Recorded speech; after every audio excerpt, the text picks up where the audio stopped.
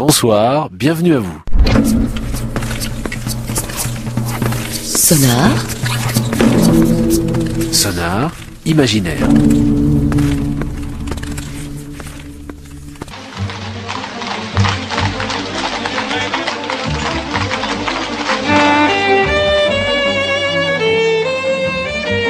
Qui n'a pas entendu parler de Sherlock Holmes, le fameux détective conseil du 221B Baker Street, situé au cœur de la Londres victorienne et inventé par Sir Arthur Conan Doyle. Un personnage qui domina vite les propres désirs de postérité de son auteur, au point qu'il le fit mourir aux chutes de Reichenbach, à Meiringen, dans le bernois, avant de devoir le ressusciter 4 ans plus tard sous la pression de ses propres lecteurs. Sherlock Holmes, ce sont 56 nouvelles, 4 romans, ce qu'on appelle très religieusement le canon holmésien, la base écrite par Conan Doyle, sur laquelle, par la suite, toutes les suppositions seront faites, tous les écrits seront possibles. Car peu de personnages imaginaires ont suscité autant de lecteurs, d'admirateurs, de commentaires et de pastiches. La structure de ces histoires, les détails et la véracité de ces personnages, dont le fameux Dr Watson, ont favorisé l'imaginaire de nombreux écrivains et passionnés. Parmi eux, Bob Garcia, écrivain et qui s'est amusé à comparer le Tintin d'Hergé avec le Sherlock Holmes de Conan Doyle. Tintin se découvre l'âme d'un détective, et voire même de pas n'importe quel détective, l'âme de Sherlock Holmes. T comme Tintin. Le rapport entre Hergé et Sherlock Holmes, j'ai lu et bien entendu les aventures de Sherlock Holmes, j'ai lu les aventures de Tintin, et je me suis rendu compte que Tintin avait une loupe, qu'il menait une enquête, et qu'il était appelé à 4 reprises, pas moins, Sherlock Holmes, par son entourage. D'abord c'est Milou qui lui félicite et qui lui dit « mais tu es un véritable Sherlock Holmes, Tintin », et plus tard c'est Haddock lui-même qui remplace un peu Milou, finalement c'est le côté humain de Milou, qui dit « mais vous trouvez quelque chose, mon cher Sherlock », ou quelque chose comme ça. C'est une réplique dans les 7 boules de cristal, quand il mène l'enquête au moment de la disparition du professeur Tournesol.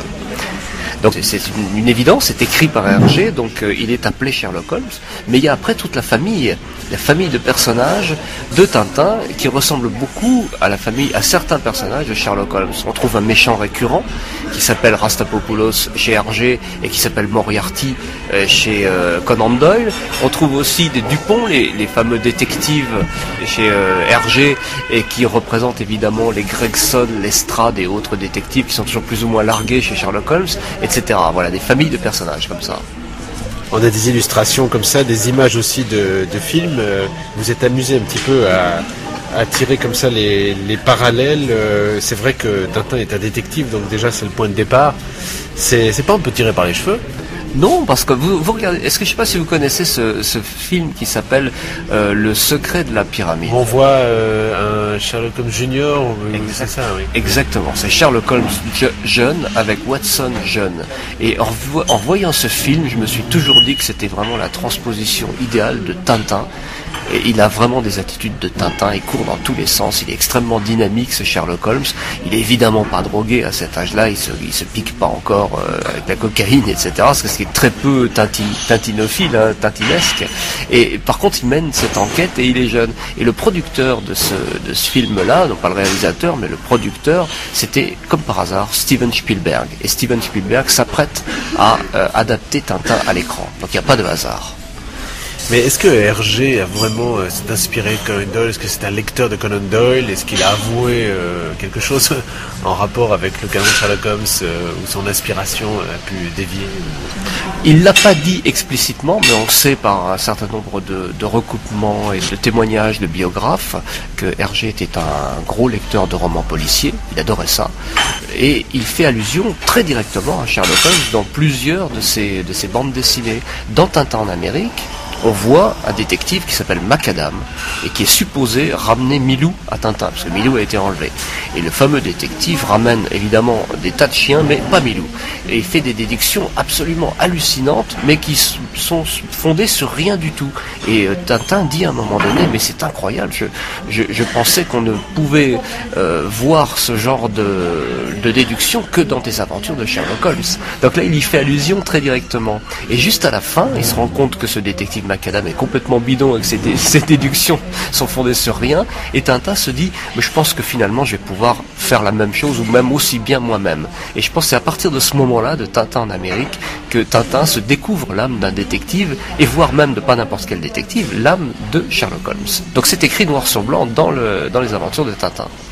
Je me suis amusé à mettre dans la bouche des personnages de Hergé des dialogues de Conan Doyle, et réciproquement. Et c'est absolument hallucinant parce qu'on s'aperçoit qu'ils disent exactement la même chose au même moment, ils font les mêmes déductions, les mêmes reconnaissances d'objets, les recherches d'indices, donc voilà, ça, on peut les cumuler, il y en a des tas tout au long des aventures de Tintin. Je présente une conférence, une animation conférence fondée justement sur ce principe de rime d'image, où je présente des dizaines d'exemples tirés des aventures de Tintin, où on voit Tintin en train d'analyser des indices et d'en tirer des déductions extraordinaires, comme le ferait Sherlock Holmes.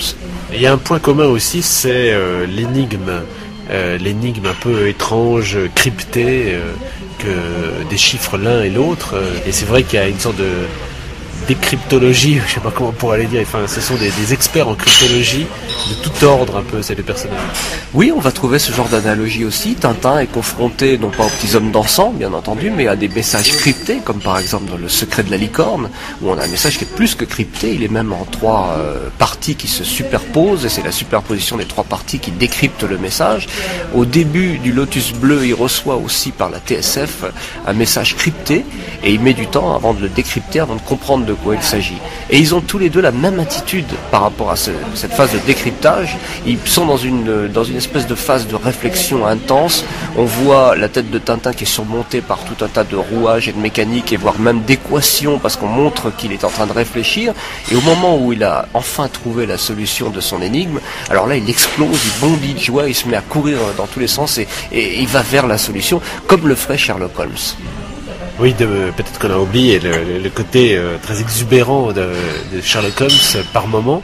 Il y a autre chose sur lesquelles on retrouve des parallèles, c'est l'utilisation ou la postérité peut-être de Tintin et de Sherlock Holmes, la réutilisation de ces histoires, les pastiches, les détournements. L'un et l'autre, c'est vrai, ont subi ce genre de transformation, de métamorphose et de prolongement. Oui, on a une œuvre apocryphe qui est extraordinaire sur Conan Doyle. De toute façon, Doyle était d'accord, était consentant pour qu'on fasse un petit peu n'importe quoi, ce qu'on voulait avec son personnage. Et ses ayants droit actuels, puisqu'il y en a des ayants droit de Sherlock Holmes, ils sont ravis de voir que le personnage de leur ancêtre continue à vivre à travers ces œuvres apocryphes. Il existe la même chose avec Tintin, puisqu'il existe à peu près, on va dire, 200 bandes dessinées pirates, pastiches, parodiques, totalement par contre interdites et chassées comme des sorcières par la Fondation Bounassar, qui ne veut absolument pas entendre parler de ces bandes dessinées apocryphes, mais elles existent. Il y a même des choses de très grande qualité dans ces bandes dessinées, où il y a des choses beaucoup plus médiocres, mais enfin il y a une œuvre apocryphe réelle sur Tintin comme sur Sherlock Holmes. Pourquoi l'un et l'autre, les deux personnages, c'est aussi un chapitre de Tintin à Baker Street, donc un petit livre que vous avez édité aux éditions MacGuffin et qui fait ce parallèle entre Tintin et Sherlock Holmes. Pourquoi l'un et l'autre ont été aussi sujets à psychanalyse, à analyse? Soit on les voit sur le divan, soit ils ont fait l'objet de publications qui mêlent la psychanalyse à la littérature ou à la bande dessinée, et voire même il y a des aventures apocryphes qui ont été également sur ce sujet. Oui, on comptabilise à peu près aujourd'hui 160 ouvrages écrits sur l'œuvre de Hergé. Quand vous pensez que Tintin, il a écrit 24 bandes dessinées en incluant le Tintin au pays des soviets et l'Alphard qui n'est pas terminé, et ces 24 bandes dessinées ont généré 160, sans parler des articles et des choses de moins épaisses, on va dire, 160 livres. Donc on n'a pas fini d'explorer et d'essayer de comprendre, d'une part, comment ces personnages-là ont été créés, quelles ont été les influences de leurs créateurs, et pourquoi ils suscitent un tel engouement auprès du public. Donc c'est de ce point de vue-là qu'on peut comparer encore une fois Sherlock Holmes et Tintin. C'est la façon dont ils perdurent dans les esprits et qui touche autant de public et autant de générations, parce que Tintin, ça fait quand même plusieurs générations, et Conan Doyle une de plus ou deux de plus. Donc oui, une œuvre apocryphe et des études à n'en plus finir. On n'a pas fini de comprendre le mystère du génie des créateurs et de leur œuvre. Si on parle cette fois non plus de Sherlock et de Tintin, mais de leur Deus ex machina, Conan Doyle et Hergé, ils ont tous les deux quelque part créé des monstres qui leur ont échappé à un moment donné. Dans la biographie de Benoît Peters, on apprend que Hergé écrivait à un moment donné à certains de ses amis ou à sa femme, je crois, « Je hais Tintin ». Il détestait Tintin. Il avait une overdose de Tintin. Il n'en pouvait plus de ce Tintin parce que Tintin occultait sans doute une partie de sa propre personnalité.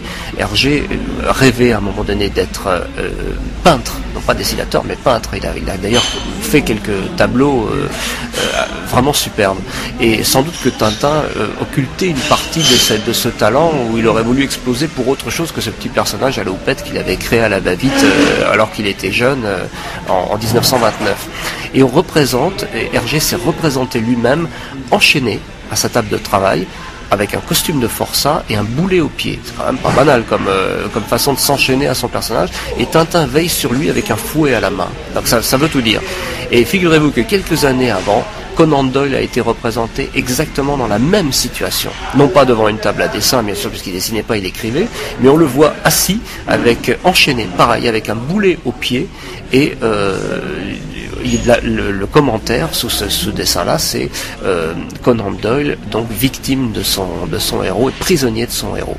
Il détestait cordialement Sherlock Holmes. Il ne voulait pas écrire sur Sherlock Holmes, et c'est son éditeur qui est venu le rechercher par la main en lui disant « Mais tu l'as fait mourir, c'est tout à fait politiquement incorrect, il faut absolument que tu le ressuscites et que tu refasses des aventures sur Sherlock Holmes ». On lui a donné un pont d'or, et il ne s'attendait vraiment pas à ce que son éditeur lui fasse une telle offre, et finalement il a craqué pour quelques dizaines d'aventures de plus. Donc exactement comme Hergé qui a commis peut-être quelques aventures de Tintin de trop. A comme acteur. Vous êtes toujours d'une humeur épouvantable quand vous choisissez de fumer cette pipe. Il me semble vous avoir tout à fait rendu justice en la matière. Oh, non, et ce n'est en rien de la vanité ou de l'égoïsme. Si je veux qu'on rende justice à mon art, c'est parce que le crime est commun et la logique est rare. C'est donc beaucoup plus sur la logique que sur le crime que vous auriez dû concentrer vos efforts. Vous avez transformé ce qui aurait pu être une série de conférences en une série de petites histoires. Pour moi, c'est le Sherlock Holmes définitif. C'est celui que je me représente. Alors peut-être que des puristes vont sauter au plafond et dire non, pas du tout, c'était Peter Cushing ou je ne sais qui. Moi, c'est celui-là, c'est comme ça que je me le représentais, un peu décalé, un petit peu. Il est arrogant, mais en même temps, on sent une espèce de fêlure, une faiblesse énorme chez ce personnage-là.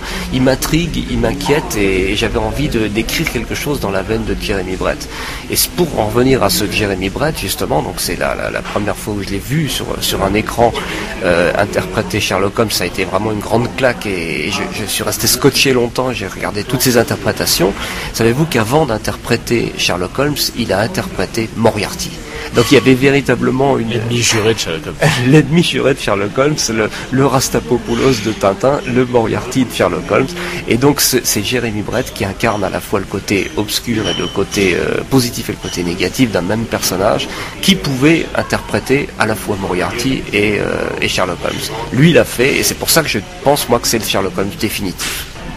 Ce qui est le plus parlant dans son attitude et dans son personnage, c'est les ailettes de son nez. Si vous regardez la façon dont bougent les ailettes de son nez, pratiquement tout le personnage peut être statique, ne pas bouger le visage fixe, mais par contre il y a juste les ailettes du nez qui bougent, et là vous vous dites qu'il y a une espèce de, une énergie rentrée, ou enfin je sais pas, il exprime des sentiments à partir juste des mouvements des ailettes de son nez, ce qui est quand même extraordinaire. Donc voilà, Monsieur Spock c'était plutôt le bout de ses oreilles, lui c'est les ailettes du nez. Je trouve ce personnage extraordinaire pour ça.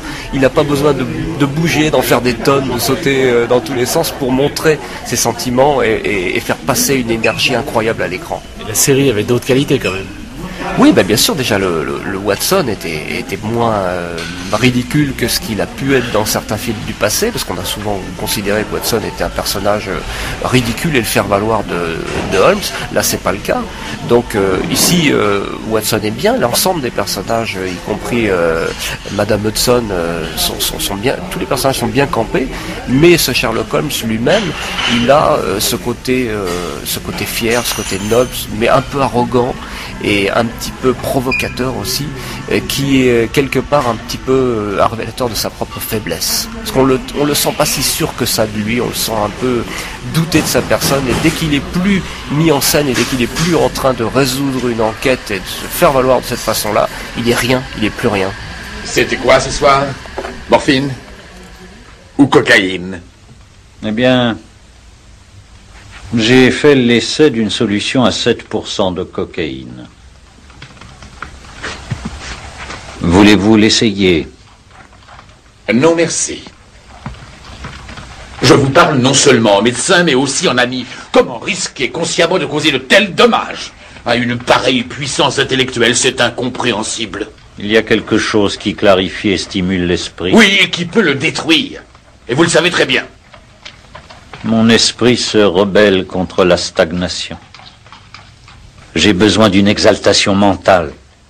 Le mythe Sherlock Holmes, un lexique savamment désordonné par Bruno Seriba et David Collin.